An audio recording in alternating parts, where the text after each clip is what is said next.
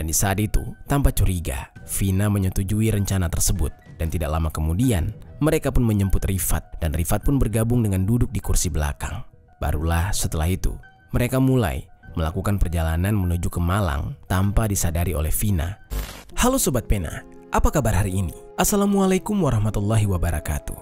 Hari ini, kita akan kembali membahas kejadian-kejadian mengerikan, kisah nyata yang terjadi di muka bumi ini. Kisah kali ini terjadi di Mojokerto, Jawa Timur pada tahun 2020. Mengisahkan tentang seorang wanita yang mengalami akhir hidup yang tragis, di mana jasadnya ditemukan di dasar jurang dalam kondisi yang memprihatinkan, sudah membusuk dan dikerumuni banyak lalat. Kejadian mengerikan ini ternyata akibat dari perbuatan keji yang dilakukan oleh sahabat sekaligus tetangganya sendiri yang merasa kesal karena korban belum juga melunasi hutang. Bagaimana cerita selengkapnya tentang kasus yang satu ini? Langsung saja kita bahas di Kata Pena.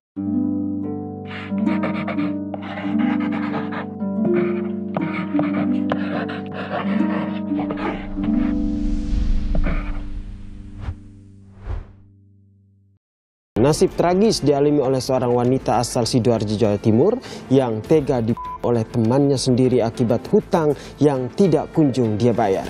Sebelum kita mulai ke ceritanya, jangan lupa untuk subscribe channel ini dan bagikan video ini ke teman-teman kalian.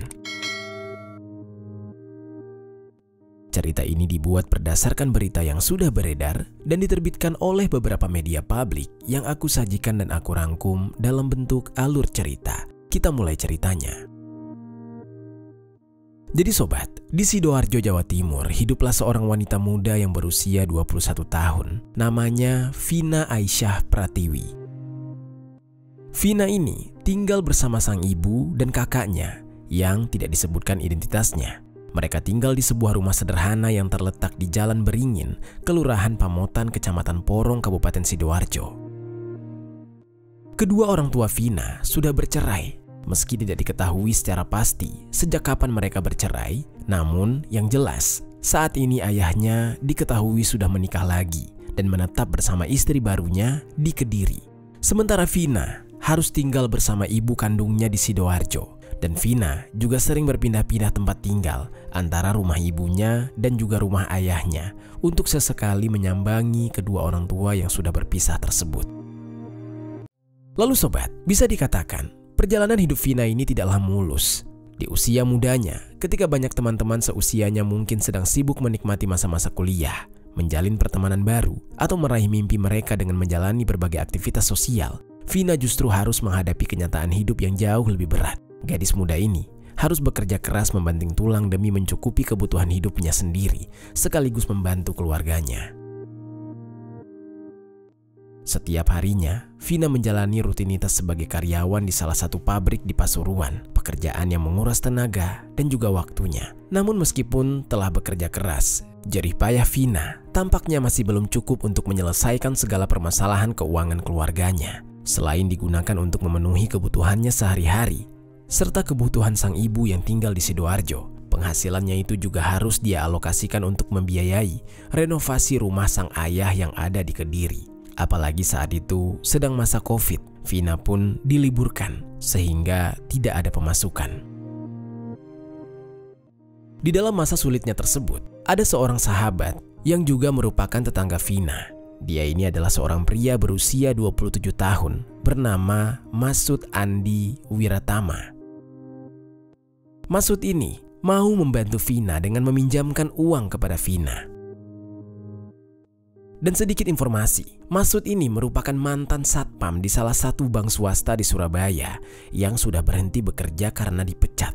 Dan Masud dengan Vina saling mengenal karena rumah mereka yang saling berdekatan alias bertetangga. Masud di saat itu tidak tega melihat temannya, Vina, merasa putus asa dan kesulitan. Akhirnya, mau tidak mau, dia pun membantu Vina dengan meminjamkan sejumlah uang.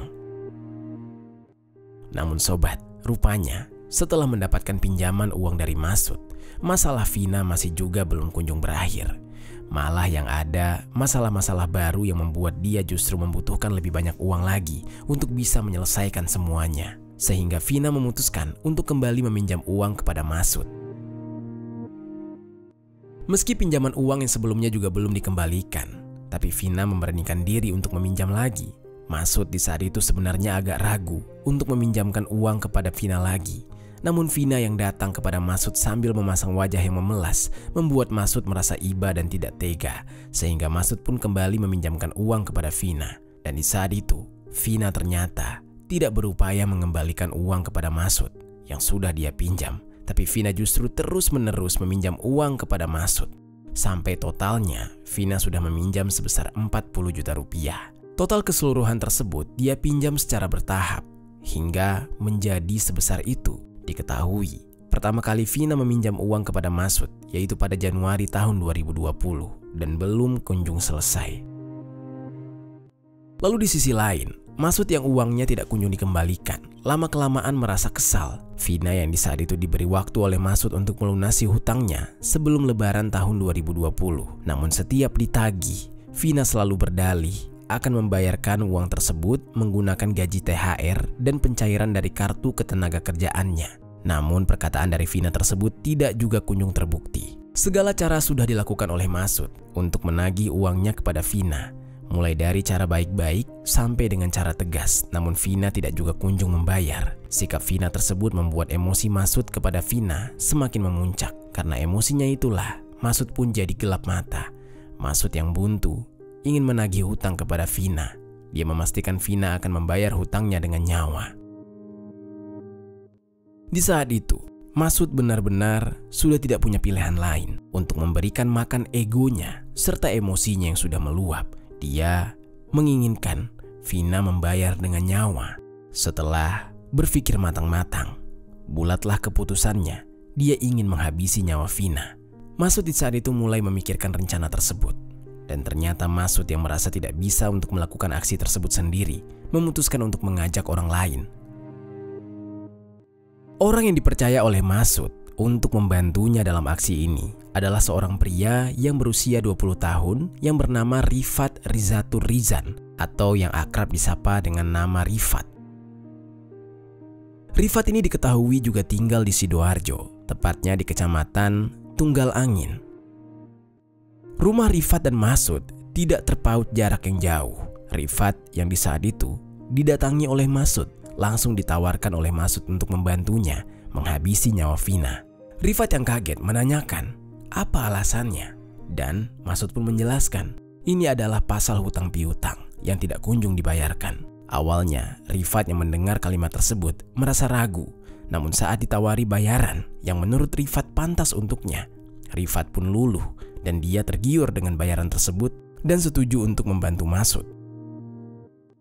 Setelah mereka berdua sepakat, barulah di saat itu mereka segera mengadakan pertemuan untuk merancang secara rinci skenario pengeksekusian terhadap Vina. Untuk membahas rencana tersebut, mereka sepakat bertemu di sebuah warung kopi di kawasan Kelurahan Juwet Kenongo, Kecamatan Porong, Kabupaten Sidoarjo.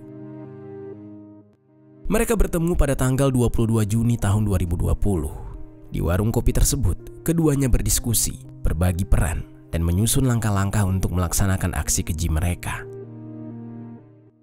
Mereka memutuskan untuk mengeksekusi Vina di dalam mobil, sehingga mereka memiliki kendali penuh atas situasi tersebut. Setelah itu, mereka berencana akan membuang jasad Vina di lokasi yang sepi untuk menghilangkan jejak. Guna memastikan rencana mereka berjalan lancar, mereka juga menyusun daftar alat-alat yang dibutuhkan untuk melancarkan aksi tersebut. Persiapan mereka meliputi sarung, tali tambang plastik, serta tongkat satpam atau baton stick yang panjangnya sekitar 50 meter yang dulu biasanya digunakan sebagai alat saat Masud masih bekerja sebagai satpam. Setiap detail dalam aksi mereka ini mereka perhitungkan dengan matang, mulai dari cara mengeksekusi hingga langkah-langkah untuk menghilangkan barang bukti. Namun sobat, meski rencana mereka sudah matang, di saat itu Masud berniat untuk memberikan sekali lagi kesempatan kepada Vina agar mau membayar hutangnya. Namun jika Vina tetap tidak mau membayar hutang, maka Masud akan benar-benar memastikan Vina membayarnya dengan nyawa. Lalu singkat cerita, tibalah pada hari Selasa tanggal 23 Juni tahun 2020. Masud dan Rifat mulai melancarkan aksi keji mereka sekitar pukul 17.00 waktu Indonesia Barat. Keduanya menghubungi Vina dengan dalih ingin mengajaknya jalan-jalan ke daerah Lawang, Malang sambil mengantar Rifat. Vina yang di saat itu kebetulan juga sedang libur kerja karena pabrik tempatnya bekerja meliburkan seluruh karyawan akibat pandemi COVID. Dia pun setuju ajakan tersebut tanpa rasa curiga sedikit pun. Dia berpikir lumayan untuk jalan-jalan ketimbang dia harus gabut di rumah. Setelah Vina setuju, di saat itulah Vina mulai terjebak di dalam rencana keji Masud. Masud meminta Vina untuk segera menunggu di tempat penitipan motor Mitra Jaya yang terletak di Desa Kenongo, Kecamatan Porong, Sidoarjo. Setelah diminta segera bertemu, Vina dengan cepat bersiap-siap dan segera berangkat menuju ke lokasi yang telah disepakati. Dia berangkat menggunakan motornya, yaitu Honda Beat dengan plat nomor AG6889CV. Lalu setelah itu, dia pun menitipkan kendaraannya di tempat tersebut. Setelah motornya dititipkan, Vina kemudian menunggu di sana seperti yang diminta oleh Masud. Tidak lama berselang, Masud pun tiba di lokasi dengan membawa mobil yaitu Daihatsu Ayla berwarna putih dengan plat nomor W1502NU. Setelah mereka bertemu, Vina pun langsung masuk ke dalam mobil dan dia duduk di kursi depan, tepatnya di samping Masud. Pada saat itu, hanya ada Masud dan Vina di mobil, sementara Rifat masih belum dijemput. Selama perjalanan, Masud ini memberitahu Vina bahwa mereka akan menjemput Rifat terlebih dahulu, sesuai dengan alasan yang sebelumnya diberikan bahwa perjalanan ini juga bertujuan untuk mengantar Rifat. Dan di saat itu, tanpa curiga, Vina menyetujui rencana tersebut. Dan tidak lama kemudian, mereka pun menjemput Rifat dan Rifat pun bergabung dengan duduk di kursi belakang. Barulah setelah itu, mereka mulai melakukan perjalanan menuju ke Malang tanpa disadari oleh Vina bahwa sedang ada bahaya yang mengintai. Di dalam perjalanan tersebut, tepatnya saat mereka sampai di jalan tol Surabaya-Malang, sesuai dengan keputusannya, Masud akan memberikan Vina kesempatan untuk hidup jika Vina bisa melunasi hutang-hutangnya. Sehingga Masud pun kembali menagih hutang kepada Vina dengan berkata, "Vin, kamu kira-kira kapan ya bayar hutang? Janji-janji terus tapi nggak dibayar-bayar." Kurang lebih begitulah kata Masud ketika menagih hutang kepada Vina. Di tengah situasi tersebut, Vina tampak canggung karena rupanya Vina juga belum dapat membayar hutang tersebut. Dia pun berkata, "Sabar ya, bentar lagi ya. Nanti pasti aku lunasin kok." Kurang lebih seperti itulah jawaban Vina sambil memasang wajah memelas. Yang mana wajah memelas tersebut sebelumnya selalu ampuh membuat Masud luluh setiap kali Vina mengajukan pinjaman. Namun di sisi lain, Masud yang kesal sesuai dengan keputusannya. Masud tidak mau memaklumi Vina lagi. Diiringi dengan emosinya yang meluap-luap, Masud pun mengancam Vina kurang lebih dengan kata seperti ini. "Kamu ini kalau nggak mau juga bayar hutang, aku bisa nekat loh, bisa aku habis nyawa kamu." Mendengar ancaman dari Masud, Vina langsung bergidik ngeri. Dia merinding. Namun, di dalam benaknya, meski diancam seperti itu, jika belum ada uang untuk membayar, ya bagaimana dia akan bisa melunasi hutang? Sehingga Vina berkata kurang lebih seperti ini. "Ya, tapi belum ada uangnya. Terus aku harus bayar pakai apa?" tanya Vina. Berdasarkan jawaban Vina tersebut, niat Masud untuk menghabisi nyawa Vina pun semakin kuat. Masud yang tidak mau berlama-lama membendung emosinya, dia segera menumpahkannya dengan memulai aksi keji. Di saat itu, dia memberi sedikit kode kepada Rifat. Bersamaan dengan Masud menyetel musik menggunakan handphonenya yang disambungkan ke sound system. Tujuannya adalah agar jika Vina berteriak, tidak ada yang mendengar mereka. Dan saat suara musik begitu kencang, tidak menunggu waktu lama, Rifat langsung memulai aksinya. Dari belakang, Rifat menyegap Vina menggunakan sehelai kaos berwarna hitam. Dan dia juga membekap mulut Vina dengan tambahan kain sarung. Vina yang di saat itu tiba-tiba dibekap oleh Masud segera bereaksi untuk melawan. Dia berusaha melepaskan diri dari cengkraman yang menjeratnya. Lalu, dalam keadaan yang panik, Vina berjuang mencari celah untuk bisa kembali bernafas. Namun upayanya semakin sulit karena oksigen yang masuk ke dalam tubuhnya mulai terhambat. Nafasnya yang tersendat-sendat mulai membawa Vina semakin tertekan. Namun di saat itu, semangat Vina untuk bertahan hidup itu tetap terlihat. Saat itu dia terus-menerus untuk mencoba melawan. Ketika melihat perlawanan Vina, Rifat justru mengambil tindakan yang lebih kejam. Dia mengambil tambang plastik sepanjang 1 meter yang sebelumnya telah mereka siapkan. Kemudian, dia gunakan untuk menjerat leher Vina. Entah mengapa, dia memilih untuk menjerat leher Vina. Namun di saat itu, dengan sekuat tenaga, Rifat menarik tambang tersebut, mempererat cengkraman di sekitar leher Vina, yang membuat pernapasannya semakin lama semakin sulit. Upaya Vina untuk melawan pun perlahan melemah seiring dengan berkurangnya oksigen yang masuk ke dalam tubuhnya. Wajah Vina di saat itu mulai terlihat berubah. Warnanya menjadi kebiruan, tanda-tanda bahwa dia sedang berada di ambang kritis akibat kekurangan oksigen. Lalu di sisi lain, Masud yang mengemudikan mobil memutuskan untuk menghentikan kendaraan tersebut di bahu jalan yang sepi. Saat itu, Vina juga masih berusaha melawan dengan keterbatasan kemampuannya. Meski tubuhnya mulai melemah akibat bekapan dan jeratan tambang plastik di lehernya, Vina harus mencoba memberontak, menolak menyerah pada nasib tragis yang menimpanya. Namun perlawanan terakhir Vina justru membuat Masud ini semakin kalap. Melihat Vina yang terus berusaha melawan, Masud mengambil tindakan yang lebih brutal. Dia meraih tongkat besi sepanjang 50 cm yang sudah dia siapkan sebelumnya, dan dengan penuh emosi, dia menghantam kepala Vina tanpa ampun. Pukulan pertama mendarat keras di kepala Vina, tetapi Masud tidak berhenti di situ.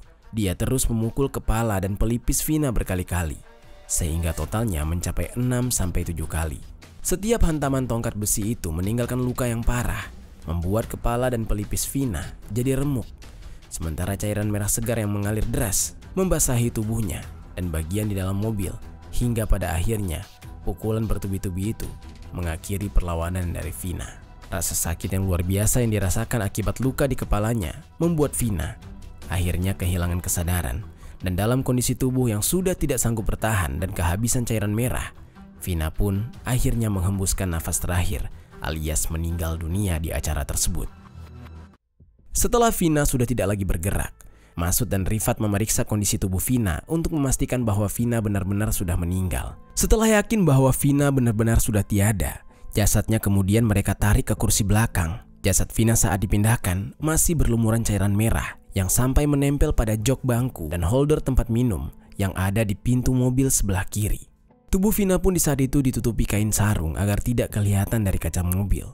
Dengan alasan jasad Vina di kursi belakang, Rifat pun pindah posisi ke tempat duduk di kursi penumpang depan dalam kondisi mobil masih melaju di jalan menuju pintu exit tol Singosari Malang.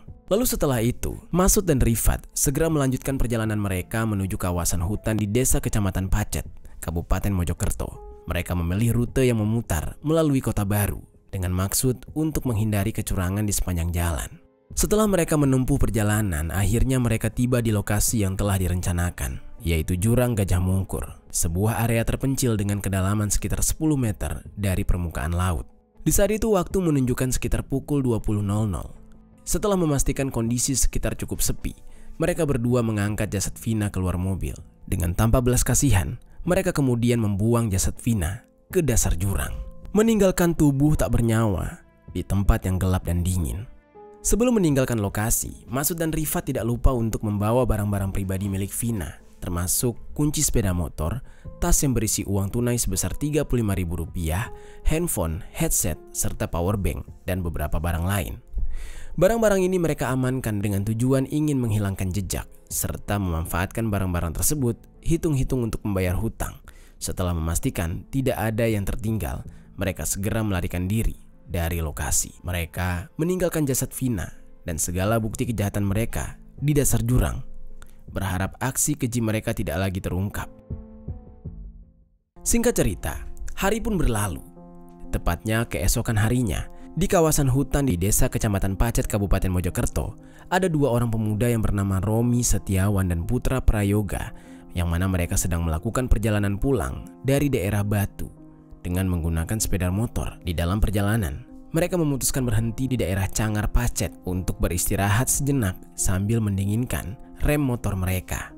Saat sedang menikmati istirahat singkat, perhatian mereka tiba-tiba tertuju pada sesuatu yang mencurigakan di dasar jurang yang ada di dekat tempat mereka berhenti. Pemandangan mereka menangkap sosok yang tergeletak di dasar jurang dengan posisi yang tidak wajar. Dari kejauhan, terlihat bahwa sosok tersebut menggunakan celana jeans biru dan kaos hitam lengan panjang. Perasaan mereka bercampur antara penasaran dan cemas, mendorong mereka untuk mendekati tepi jurang untuk memastikan apa yang sebenarnya mereka lihat. Lalu setelah mereka mengamati lebih dekat, mereka terkejut. menyadari bahwa sosok tersebut adalah tubuh manusia yang sudah tidak bergerak. Dia pun kaget dan panik bukan main. Romi dan Putra pun segera mencari bantuan. Mereka menghampiri warga sekitar untuk melaporkan temuan tersebut. Warga yang mendengar kabar tersebut menyarankan untuk mereka segera melaporkan kejadian tersebut kepada pihak kepolisian. Lalu, tanpa menunda, Romi dan Putra langsung menuju ke Polsek Pacet untuk melaporkan penemuan jasad di jurang. Lalu, petugas Polsek Pacet yang mendapatkan laporan itu pun segera menuju ke tempat kejadian perkara. Bersama tim untuk melakukan olah TKP, setelah tiba di lokasi tersebut, polisi memulai pemeriksaan awal terhadap jasad yang ditemukan. Dari hasil pemeriksaan sementara, dipastikan bahwa jasad tersebut sudah tidak bernyawa lagi. Jasad itu kemudian dievakuasi ke jurang dan dibawakan ke RSUD Profesor Dr. Sukandar di Kecamatan Mojosari, Kabupaten Mojokerto untuk dilakukan otopsi guna mengetahui penyebab dari meninggalnya Vina tersebut. Dari hasil otopsi mengungkapkan bahwa Vina Aisyah Pratiwi meninggal dunia akibat luka yang parah di bagian kepala. Luka tersebut diduga kuat berasal dari pukulan benda tumpul. Dan sesuai dengan kondisi kepala dan pelipis yang sudah mengalami kerusakan serius, pelipis kanan korban ditemukan dalam kondisi yang robek, sementara bibirnya juga terluka akibat tergigit. Penemuan ini menjadi awal dari penyelidikan lebih oleh pihak kepolisian untuk mengungkap kebenaran di balik sebuah kasus penghilangan nyawa yang keji. Lalu sementara itu, petugas terus melakukan pemeriksaan terhadap temuan jasad di dalam jurang tersebut. Di tempat kejadian perkara, polisi mengamankan barang yang diantaranya sebuah tali tambang plastik berwarna hijau, ukuran 1 meter, jilbab kuning, sarung biru, dan sebuah masker. Selama olah TKP, polisi juga menemukan uang sejumlah Rp300.000 dan secari kertas yang berisi beberapa nama dan nomor telepon. Dan dari sanalah, polisi berhasil mengungkap identitas jasad tersebut, yang ternyata itu adalah Vina Aisyah Pratiwi. Dan polisi segera mengabari kepada keluarga Vina mengenai kabar tewasnya Vina. Kabar tragis tentang meninggalnya Vina membuat keluarga benar-benar syok. Mereka tidak kuasa menahan tangis, terutama ketika mengetahui putri tercinta mereka meninggal dengan cara yang mengenaskan. Pihak keluarga berharap pelaku segera ditangkap dan dihukum seberat-beratnya sesuai dengan hukum yang berlaku. Dan setelah proses pemeriksaan jasad selesai dilakukan, tubuh Vina pun diurus untuk dimakamkan oleh keluarga. Prosesi pemakaman yang berlangsung sangat haru, diiringi doa-doa dari keluarga dan warga sekitar yang mengenal Vina. Pasca penemuan jasad Vina, polisi bergerak cepat untuk mengusut kasus ini. Pada Kamis tanggal 25 Juni tahun 2020, berdasarkan hasil identifikasi jasad dan berbagai bukti lainnya yang berhasil dikumpulkan, polisi menemukan titik terang yang mengarah kepada salah satu pelaku, yaitu Rifat Rizatur Rizan. Setelah melacak keberadaannya, polisi mengetahui bahwa Rifat sedang berada di tempat kerjanya, sebuah warung di kawasan Arteri, Kecamatan Porong. Kemudian, polisi segera ke lokasi itu untuk mengamankan Rifat, yang pada saat itu, tepat di pukul 8 pagi, dia diringkus oleh petugas kepolisian. Rifat di saat itu tidak memiliki kesempatan untuk melawan atau melarikan diri. Dia akhirnya menyerah tanpa perlawanan dan langsung dibawa ke mobil polisi. Selama berada di dalam mobil polisi, Rifat mengaku bahwa dia telah menghabisi nyawa Vina dan mencuri barang-barang berharga milik Vina. Di antaranya yaitu 1 unit motor Honda Beat berwarna hitam dengan nomor polisi AG6889CV serta helm berwarna putih, sebuah powerbank, dan sebuah ponsel. Selain mengakui keterlibatannya, Rifat juga menyebut bahwa dia tidak bertindak sendirian. Dia mengungkapkan bahwa aksi kejinya tersebut dia lakukan bersama temannya yang bernama Masud.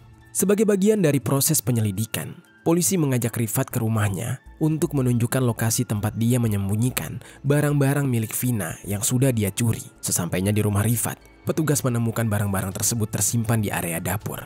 Dan barang-barang itu kemudian disita dan dibawa ke kantor polisi sebagai barang bukti. Setelah menangkap Rifat, polisi segera menyusun strategi untuk meringkus satu pelaku lagi yang bernama Masud. Dalang utama di balik aksi yang kejam ini. Polisi meminta Rifat untuk menghubungi Masud dan mengajaknya bertemu di tempat kerja Rifat. Tanpa rasa curiga, Masud yang dihubungi oleh Rifat di saat itu langsung datang ke tempat kerjanya. Tidak lama kemudian, begitu dia tiba, Masud langsung diringkus oleh pihak kepolisian.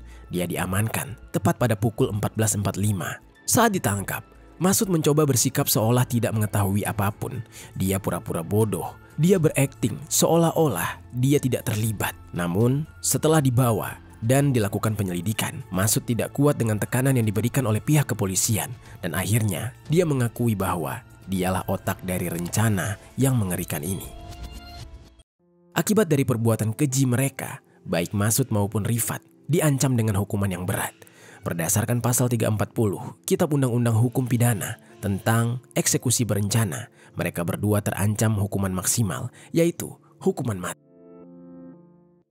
Benar-benar kasus yang mengerikan dan tidak pernah terbayangkan sebelumnya.